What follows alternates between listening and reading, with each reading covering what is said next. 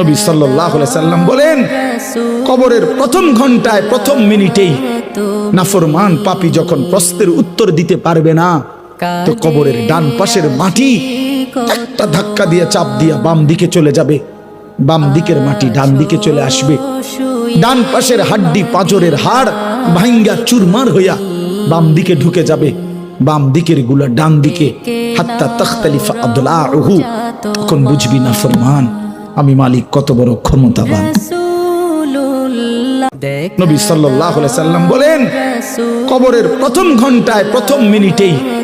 নাফরমান পাপী যখন প্রশ্নের উত্তর দিতে পারবে না, তো কবরের ডান পাশের মাটি একটা ধাক্কা দিয়ে চাপ দিয়ে বাম দিকে চলে যাবে, বাম দিকের মাটি ডান দিকে চলে আসবে, ডান পাশের হাড্ডি পাঁজরের হাড় ভাঙ্গা চুরমার হইয়া